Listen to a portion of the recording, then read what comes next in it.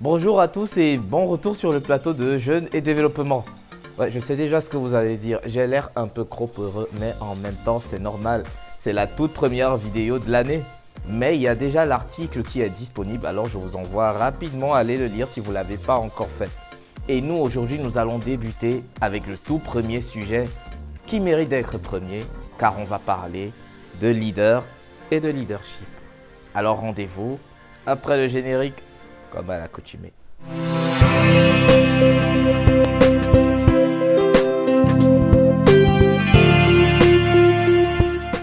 Donc comme promis, aujourd'hui on va parler du fait d'être un leader.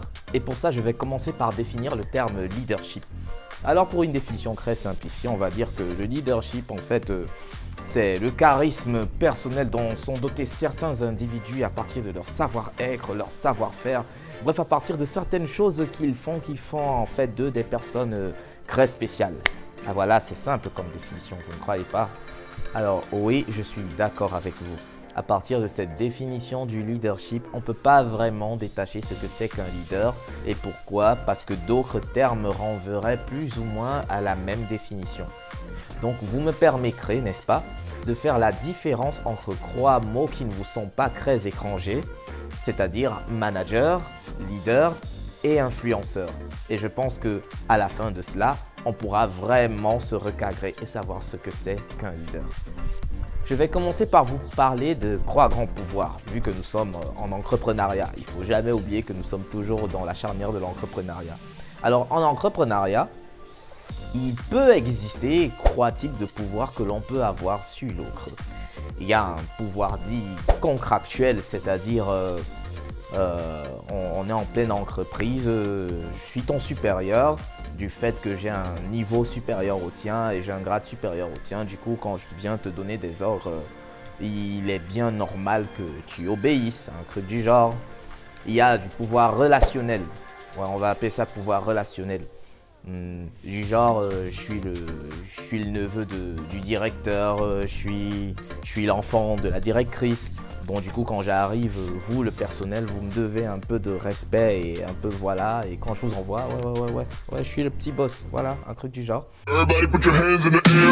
Et il y a le pouvoir, un pouvoir que j'appelle un pouvoir technique. Un pouvoir technique, c'est-à-dire, je suis là. Je suis le seul à maîtriser le fonctionnement soit d'une machine, soit d'un logiciel, soit d'un secteur particulier qui fait en sorte que on ne peut rien faire si je ne suis pas là. Alors j'ai du pouvoir sur vous. Pourquoi en fait je vous parle de ces trois types de pouvoirs? C'est pour en fait parler du manager. Le manager, on peut le situer parmi l'un de ces trois pouvoirs. Sinon les trois, bon, si on enlève le pouvoir technique. Le manager, il a un pouvoir qui lui est donné par la hiérarchie. Il a le devoir de mener à bien les projets de l'entreprise. Il use donc de ce pouvoir qui lui est donné par la direction pour gérer le reste de la communauté de l'entreprise. Et c'est dans ce genre de cadre qu'on peut justement situer le pouvoir contractuel parce qu'il peut avoir justement cette position grâce à un contrat qu'il a signé. Ça peut être relationnel du fait que, parce qu'il fallait aussi que vous sachiez que le pouvoir relationnel, ça ne s'arrête pas juste au fait que je sois le fils ou que je connaisse tel. Ça peut aussi aller du fait que je sois dans mon entreprise et parfois j'ai des facilités quand je viens chez toi par exemple. Alors je te donne aussi des facilités quand tu arrives dans mon entreprise. Ça fait que si j'ai besoin de toi comme manager, je te prendrai comme manager parce que toi tu fais pareil de ton côté. Donc relationnel, contractuel, ça c'est le manager.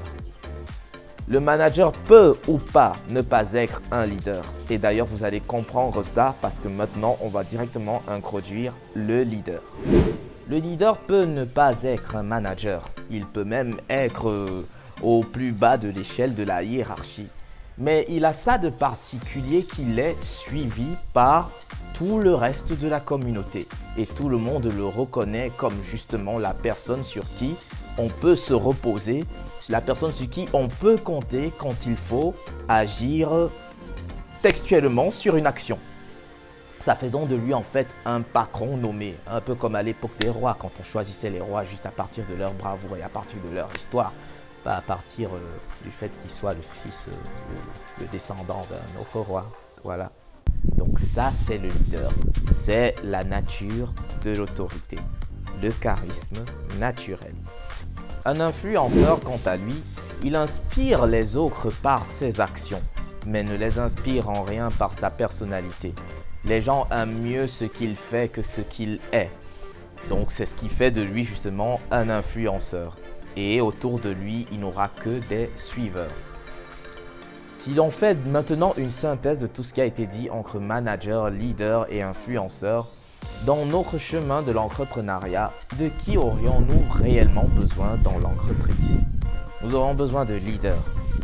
Mais le problème, c'est que leader, c'est pas un titre en fait. Leader, c'est pas un titre, pas moins qu'influenceur, c'est pas non plus un titre dans l'entreprise. Le seul titre qui est, c'est le titre de manager. Alors si maintenant nous pouvions avoir un manager qui serait en plus un leader, ce serait vraiment une chose de bien. Et si en plus d'être un manager leader, vous êtes en plus un influenceur, alors là, on aurait obtenu vraiment le chef à l'état pur. Mais maintenant, revenons donc à notre question. Même si je sais que tout a déjà été détaillé, on pourrait encore se demander qui est vraiment le leader. Un leader, en fait, vu que nous sommes en Afrique, je vais prendre une représentation qui n'est étrangère à personne ici, mais que beaucoup ne comprennent pas à la perfection. Le terme fer de lance. Vous savez, dans la lance, on a le socle et on a la pointe.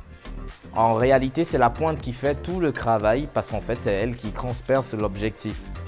Mais voilà, la pointe, pour qu'on puisse la lancer, on a besoin de tout ce socle. Le leader est la pointe parce que c'est lui qui va réellement faire le travail. Mais il a besoin de tout son groupe derrière lui. Il a besoin de tout ce socle. Le leader, c'est celui qui pousse les autres à travailler. C'est celui qui est mis au devant de la scène, mais qui ne néglige pas néanmoins le travail des autres. Il connaît leur importance.